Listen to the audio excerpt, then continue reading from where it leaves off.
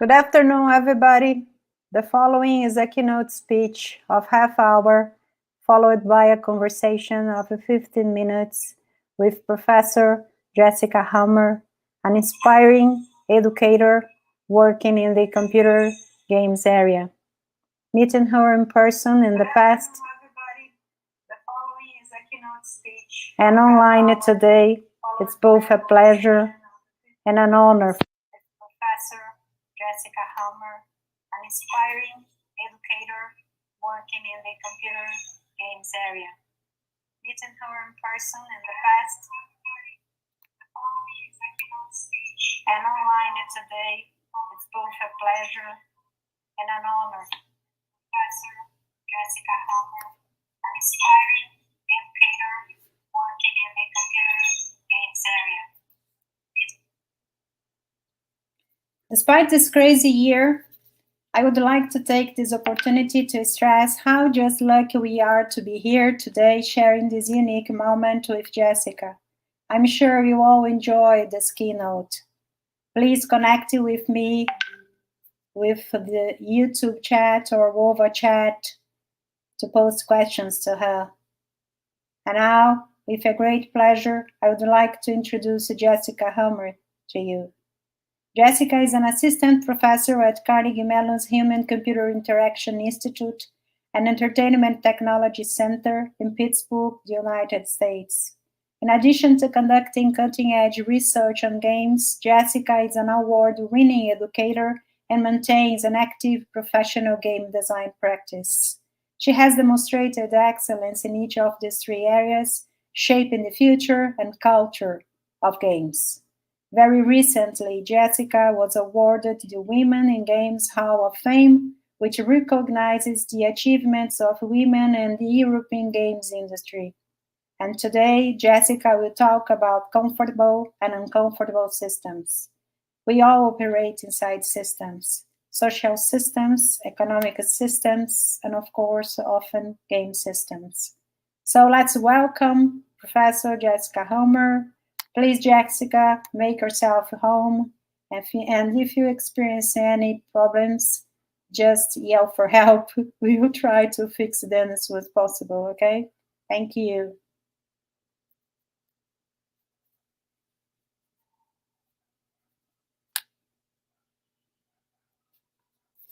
I think your mic is... Oh, how about this? Thank you, Andrea. Thank you for figuring out my mic was muted and for inviting me and for having me here and for the very kind introduction. As Andrea said, I'm here from Carnegie Mellon, and I am here to talk about comfortable and uncomfortable systems. So can we get my slides up? There we go. Great. So I probably don't have to tell you this, but it's been a hard year. And one of the things that I and other people have been doing is turning to games for comfort. Personally, the game that I've been playing is Spiritfarer. If you are also a Spiritfarer player, yeah, right, terrific game. It's a wonderful, relaxing game where this character you can see in the foreground has a boat.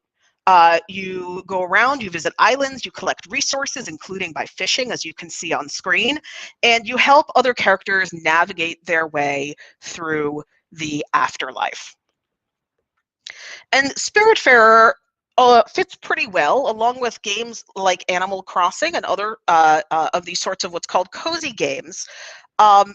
This is a category of game defined by Project Horseshoe, which is a game designer think tank in 2017. You can find their writing about cozy games online, and they talk about cozy games as an experience of safety, of abundance, of softness. But interestingly enough, these are not the only kinds of games. As I've been talking to people about the games they go to for comfort, cozy games are not the only kinds of games people are using in this difficult period. For me, a counterexample is Angband.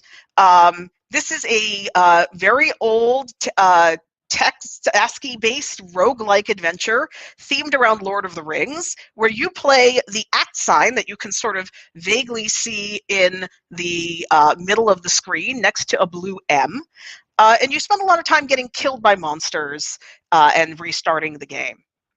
And of course, this is sort of the antithesis of cozy games. Angband is risky. Every time you go into the dungeon, your character might die. Of scarcity, right? You don't necessarily have a lot of resources, and resource management is a key part of the game. And it's certainly a pretty harsh game, versus not just in its visual aesthetic, but also in the kinds of consequences you face for the decisions you make in the game. And I use Angband as an example, but they're really an example of a genre of games that people I talk to are playing, which is going back to games that they have played in the past, even if they are difficult or challenging. And so what Angband and these kinds of games seem to offer is familiarity, right? They offer a sense of mastery. I've played this before. In fact, this is the game I come back to at every time, every difficult time in my life. And it offers replayability. I can just start over. Losing a character is actually, it just means I spend more time playing and practicing the early levels of the game. And so we can think about the things that span these two apparently different games and styles of games as things that allow us to talk about comfort and comfortable games. So one of these things is the idea of high agency. In Spiritfarer, that means that the kinds of activities that you do are sort of relaxing, right? You can sit on the back porch, you can fish. If you don't catch a fish this time, you can always just do it again. No big deal. And in Angband, that sense of agency comes from familiarity. I can still, without thinking, type out the text commands to cast a magic missile spell because my favorite class to play is a wizard. And that familiarity makes me feel like I have a lot of control over what goes on in the game. Comfortable games are also low risk. So in Spiritfarer, that happens through a sense of abundance. There's no deadlines, there's no time pressure, you can't really do anything wrong. The absolute sort of worst thing that can happen is that your cow doesn't get milked right away, and you get less milk than you could have if you had milked it at the strategically most efficient moment, right? You just have, there's plenty, and you have plenty of time to enjoy your plenty. In Angband, that sense of abundance comes from replayability, right? Procedural, roguelike, just you can do it over and over again, keep playing, keep restarting games until you find a character that you like and a dungeon that you feel you can manage. So this question got me asking, well, if there's these kind of themes that I'm seeing in my own experience and the experiences of people I talk to in terms of comfortable games, are there also uncomfortable games? And it turns out there's a small but growing literature on this question, that uncomfortable games have these three characteristics, and you'll recognize two of them as the converse of the ones we were just talking about. That uncomfortable games, you have a lack of control, there's a sense of visceral unpleasantness while you're playing, and there's a sense of risk or threat. So specifically, lack of control can mean things like uncertainty under pressure. I have to make a decision, and I don't know if it's the best decision, and I just don't have enough information, and I kind of have to go with whatever happens. Or when things don't go as planned. Lack of control can also be lack of social control, though. So for example, if someone appears in my game space and I didn't invite them and I don't want them, that can actually be quite uncomfortable. There's this question of visceral unpleasantness. So imagine controlling a game by plunging your hands into this bowl of raw meat and squishing them around, right? That is a physically difficult and uncomfortable thing to do. And that is just, there's a sort of a bodily, visceral reaction that we have to these kinds of experiences. And that would make for uncomfortable gameplay. And finally, there's this sense of risk or threat. For example, when you have a sense of responsibility for doing something in the game, but you don't have good choices. A lot of narrative games will do this. They'll offer you kind of a moral decision to make where every choice is morally unacceptable in some way, and then force you to pick one or the other. You can lose an in-game character, and there are also social risks. like embarrassing yourself in front of viewers on Twitch can create a sense of risk. But nonetheless, people talk about really liking the thrill of being uncomfortable in games. And in my own work, we've done some research to try to understand the underlying psychological mechanisms of why this is. So one theory we work on is called misattribution of arousal, that the idea is you feel scared, but you don't want to admit you feel scared, so you call it something else, like, oh, I'm really excited on this roller coaster. I'm not feeling afraid. And then there's a second theory, benign masochism, that you enjoy looking back on feeling scared from a position of feeling safe. But both of these theories rely on a sort of transience of the discomfort. And that makes a lot of sense. It works really well for games and other kinds of media experiences. Games are voluntary, right? We can stop playing whenever we want. But what about social systems that we can't opt out of?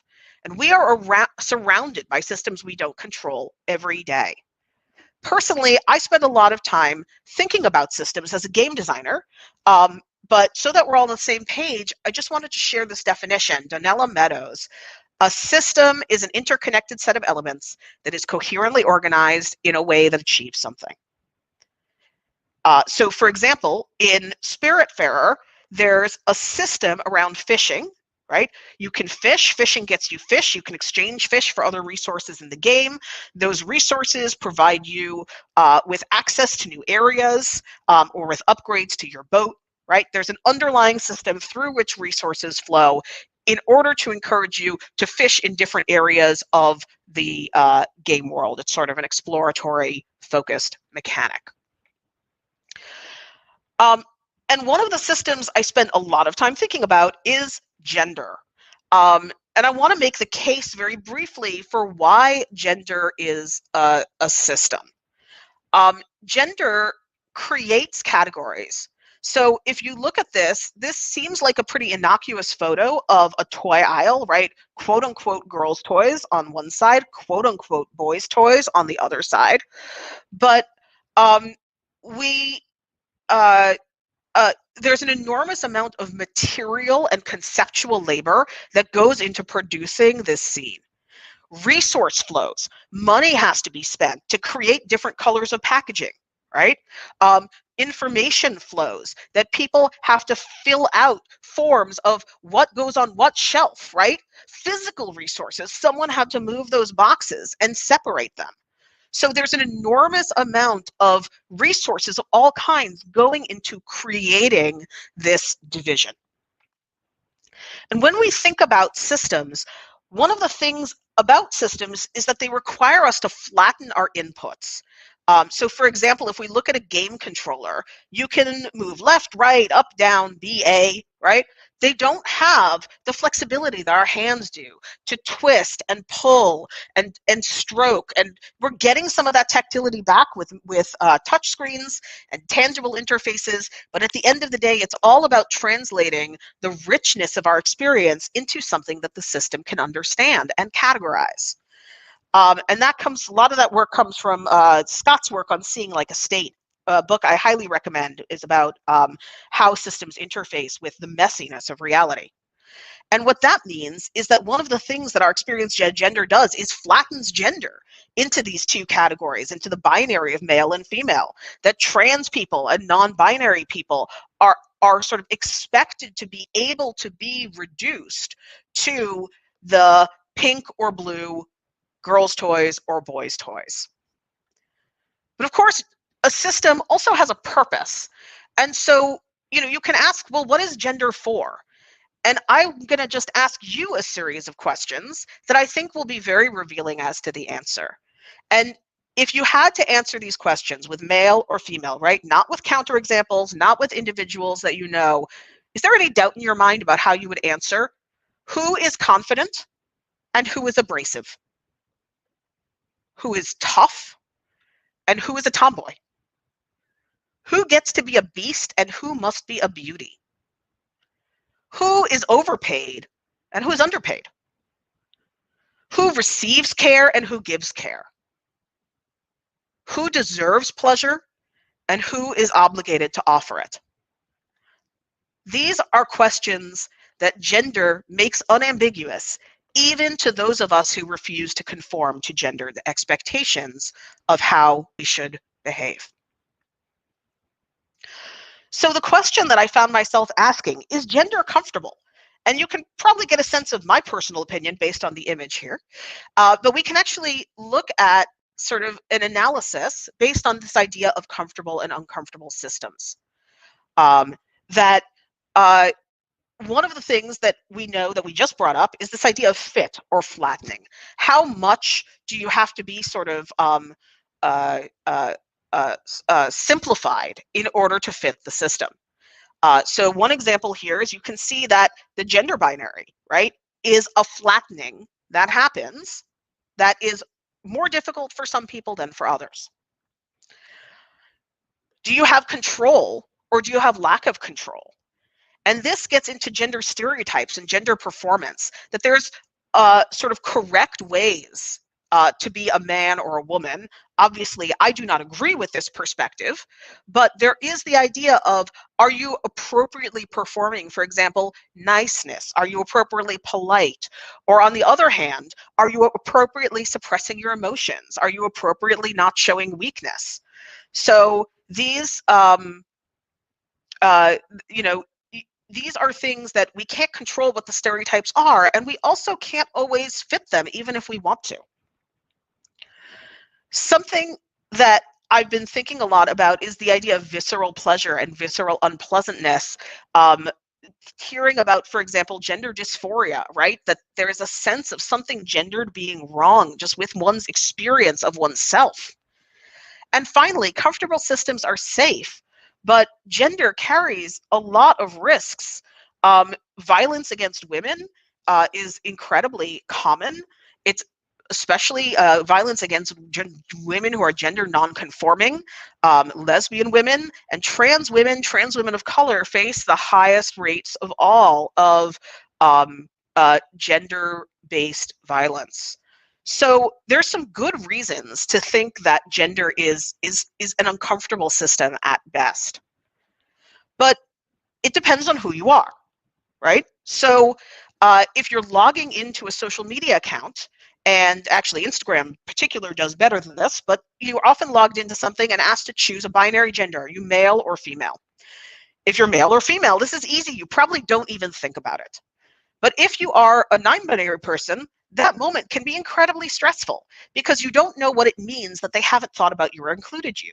It could mean anything from they're just not very well educated to they're actively hostile to anybody who challenges the gender binary. On the other hand, the very same question, right? What is your gender, male or female? No other choices, can actually be incredibly stressful for women in a different context. For example, being asked about your gender before a math test can trigger stereotype threat, where you're using your cognitive resources to show that women can do it rather than to actually do the job, right? You're worried about how not to fail instead of succeeding. And this is Claude Steele has a very large body of work on how this works, right? Same experience of gender as a system, different people, different experiences of what's comfortable and what isn't. So with that in mind, I want to raise this question of whether it's good to be comfortable. And the answer is sometimes, right? Like I would much rather sleep in that super comfy bed than I would in the bed we previously looked at with all of the spikes. But on the other hand, there's research showing that there's actually value to discomfort. We already talked about one of these sort of sources of value for being uncomfortable, which is entertainment, right? You go on the roller coaster not because you expect it to be comfortable, but because you expect the discomfort itself to be part of the pleasure. Discomfort can also challenge people's ingrained biases and help them change their minds. This is actually an image from a game that I made called Rosenstrasse, which is about Jewish women Jewish men married to non-Jewish women in Berlin between 1933 and 1943. And in the game, you play through these couples' losses of civil rights. Players get more and more uncomfortable, but that discomfort actually helps them learn about how systems of oppression work and make commitments to protecting vulnerable people in today's world. And discomfort can also provide social bonding, right? So think about a trust fall. It's terrifying, but when people catch you, right, you've been through that with them and you feel a sense of being connected to them, not despite being uncomfortable, but because of it. So what we can do is maybe think about this as not a single question, but really as different types of comfort and value relationships. So if you're comfortable and it's valuable, we can think about this as ease, right? I'm happy here. I'm my full self. I'm able to do the things that I want to do. And in the gender context, you might think of this as gender euphoria, right? I'm really enjoying my gender today. Which is a concept that was very strange to me. As a woman in games and a woman in science, I've always struggled with being a woman. Learning about this concept has actually helped me find moments of gender euphoria. For example, painting my nails is a moment where I feel this real joy in doing something that is coded as feminine and owning that part of my identity as a woman. You can also be productively uncomfortable in really valuable ways, and I call this challenge.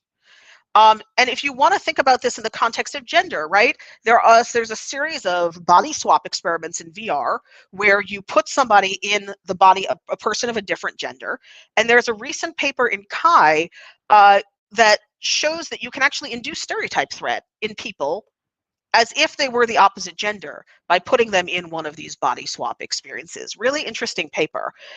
It's a challenging experience, but it's a way to get perspective that you wouldn't otherwise necessarily be able to have on the world if it has never happened to you. These are the kinds of challenges that, again, can help people change their minds. On the other hand, you can be comfortable in a way that is not great, and I call this complacency. I don't know if you've ever heard the phrase, the standard you walk past is the standard you accept. That if you're, that I will say we all, but maybe I will explicitly say men benefit from gendered systems of oppression. You benefit from not having to compete on an equal playing field with your female colleagues because they are busy dealing with all the nonsense that comes with being a woman in games. That is one example. And it happens in many invisible and tiny ways every day. When you walk past it, you are comfortable, but you shouldn't be. The standard you walk past is the standard you accept. And finally, there's being uncomfortable in ways that are really terrible, right? And the very simple example here is gender-based violence, right? That you're literally made to suffer and punished for being a woman, for not womaning appropriately, for men's sense of entitlement to your body as a woman, or for the fact that you are gender nonconforming in some way and transgressing what people expect from you. So what, right? Okay, so comfortable and uncomfortable systems, and we've looked a bit how that applies to gender and how we can understand these different categories. Well, I think a lot about the difference between who makes systems and who has to live with them. So this is an example of what we call hostile urban architecture, right? These nubs are meant to make it uncomfortable for anybody to sit on that stoop and therefore drive away people who are undesirable, right? Homeless people. It also means that if you're carrying a heavy load, you can't sit down and rest here. It also means that your child can't climb on there. But the people who are designing this piece of a physical discomfort, right, they don't care because they don't need to care because they're designing for a system that does not necessarily affect them. And so I wonder how many of us are in or contribute to hostile workplaces. And although I thought this was, sort of a funny picture, right? Hostility doesn't necessarily have to look like somebody screaming at you. It can look like feeling uncomfortable all the time because there are metaphorical little nubs on the place where you'd like to sit, because you have to flatten yourself to be a part of the workplace, because you aren't given the resources you need to succeed. And we know that all of these are issues for women in the games industry, for women in academia, for women in games academia, right? All of the above. And as game designers, right, what we do is we build systems. It's systems all the way down. So I think that it's our responsibility to bring our expertise at system design and seeing systems, right, to designing the systems that we are actually working in and living in day to day, right?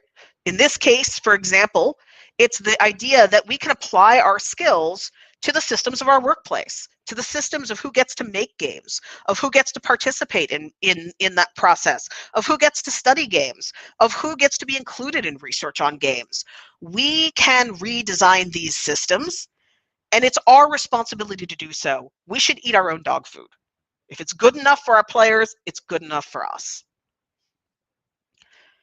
So how do you do that, right? It's not actually super obvious. So I want to end with a couple of thoughts on how you can concretize this. First of all, both games, industry, and academia suffer from a similar problem, which is a lot of passion talk. People talk about how much they love their work and how important it is, and the value of their work, which is great. But you need to look with clear and cold eyes and model the system of how information and resources actually flow in your studio or in your academic research lab. For me, that meant thinking a lot about money. How does money get allocated? Because money provides students, which provides time and technology, and studies, which provide publications, which provide money. There's a positive feedback loop there. So thinking about it told me, for example, that one of the places that I needed to look to design not just gender equity, but racial equity and other kinds of equity of access into my system was to look at how money flows so that the rich aren't just getting richer.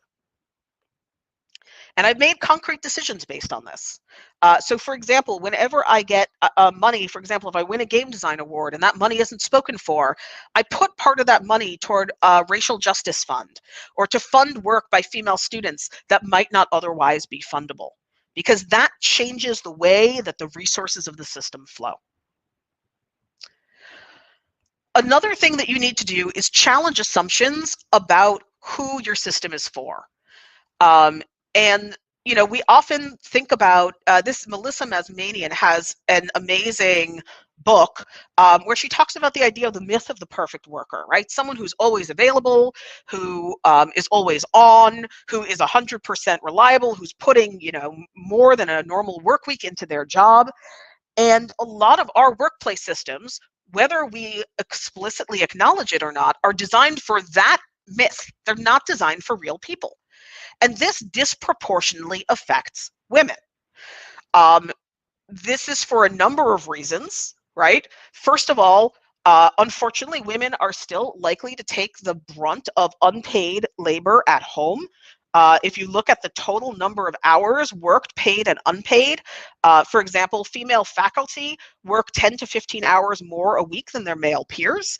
I strongly suspect that the same is true in the game industry, if not more so.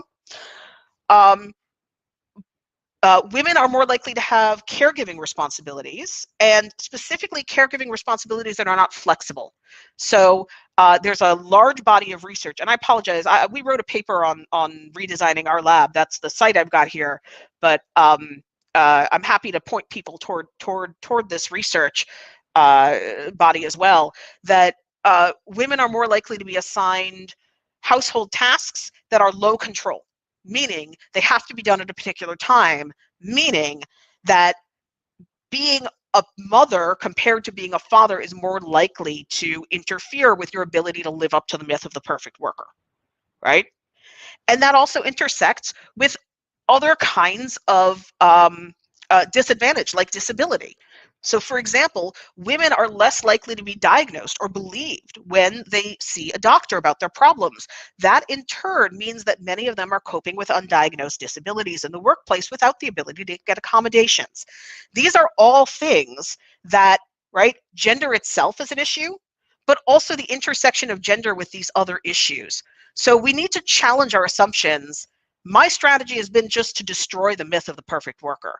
I actually explicitly tell my students about what it means to be a great scholar in my lab, and it involves things like not working nights and weekends. If you're working nights and weekends, you are not doing a good job of your work with me, unless, of course, you're taking days off and working nights instead. You're welcome to do that, right? Or if you're not taking enough vacation. So you can challenge your assumptions and change the myth of who you think you're designing for. You can change your rules. So Donella Meadows talks about different kinds of interventions that you can make in a system and their varying effectiveness. One of the most effective is to change the rules of inclusion, exclusion, reward, punishment, right? Like rules design. We do this. We know how to do this. And it's incredibly useful and productive. So again, a quick example from my lab. I sometimes have more students who want to work with my lab than I'm able to accommodate. Typically, what this would end up with is a large admissions infrastructure to try to get the best students. That creates a lot of work for me, and it also gatekeeps out students, women disproportionately, people of color disproportionately, people who come from low resource backgrounds and who may not have had previous experience with research, right? Like it's just setting up that infrastructure in the first place. So I just decided to change the rules, right? First of all, I accommodate everybody who wants to work with me if I can. If there's still too many people, right, then I'll use a bar plus a lottery, because a lottery doesn't have the same biases that I do. There's some research suggesting that this is actually a fairer and more equitable way to handle that problem of everybody wants, I have more interest than I can accommodate. And finally, I would encourage you to set revolutionary goals.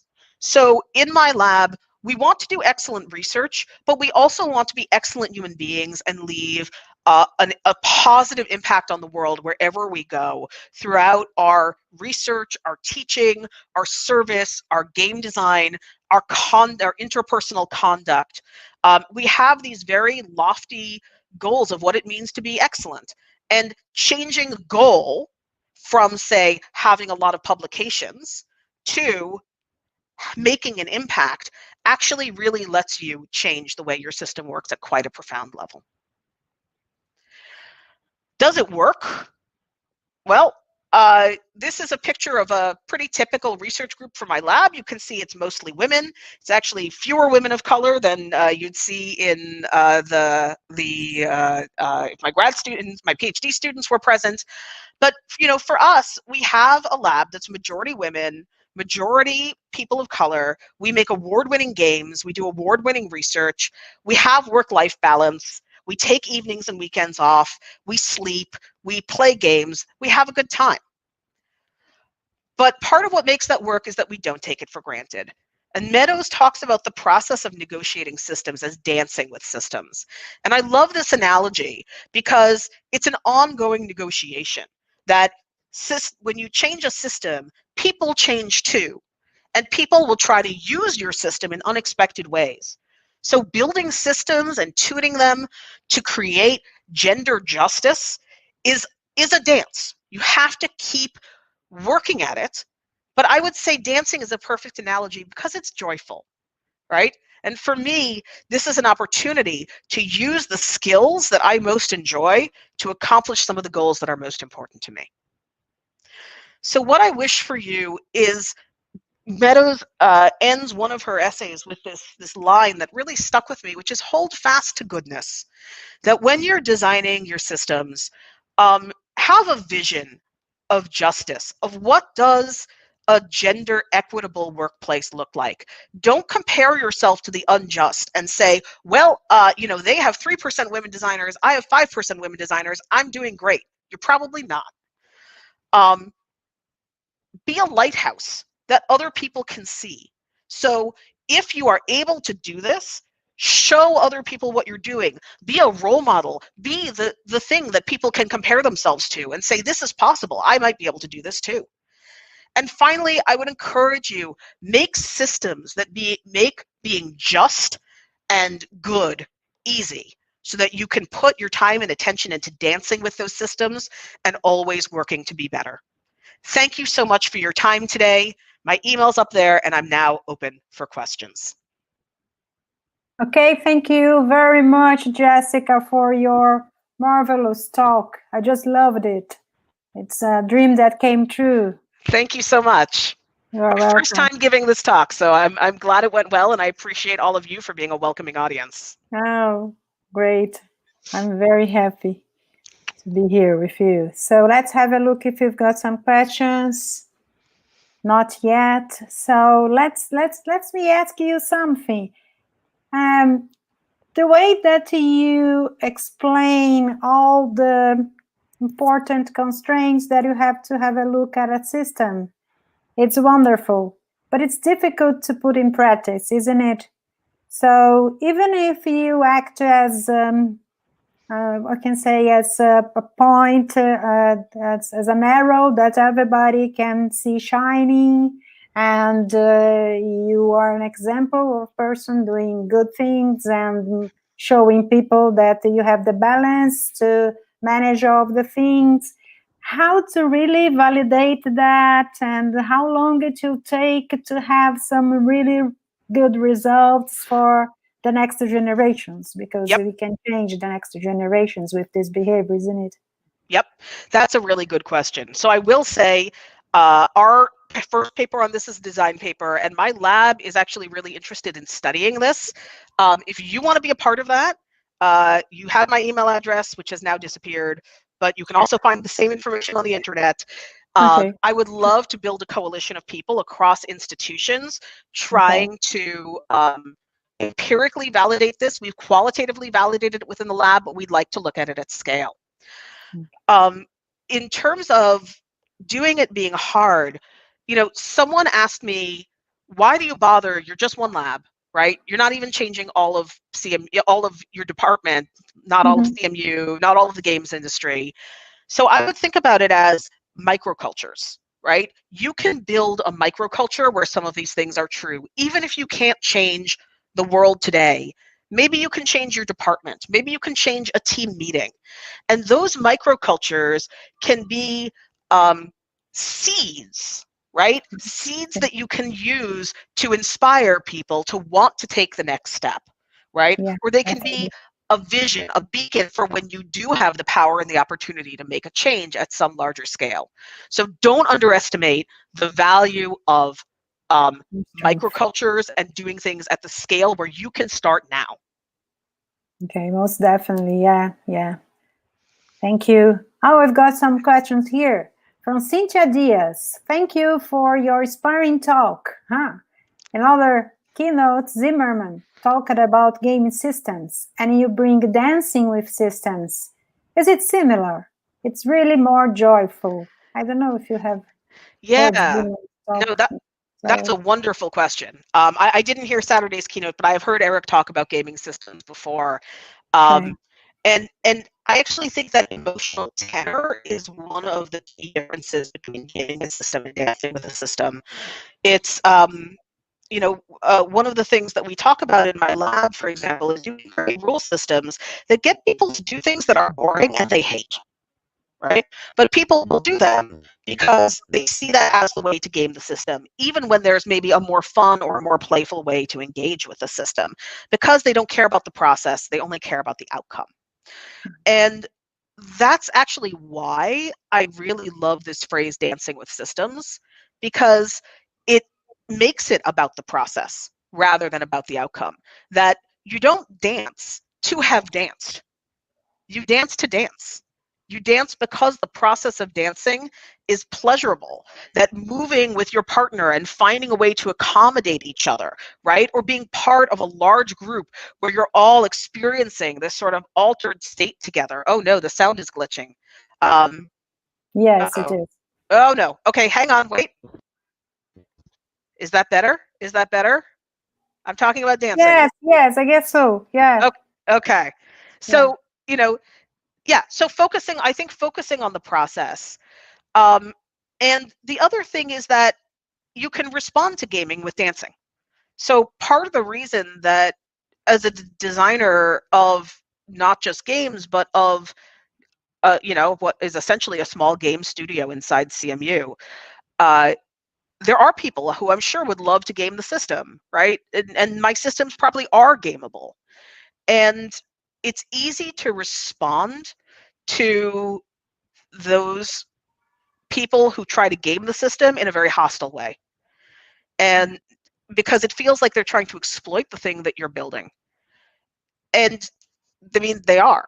But at the end of the day, if you respond as if it's a dance, you can help enculturate people into a culture that values the process and the doing and the work of being together and the mutually supportive community.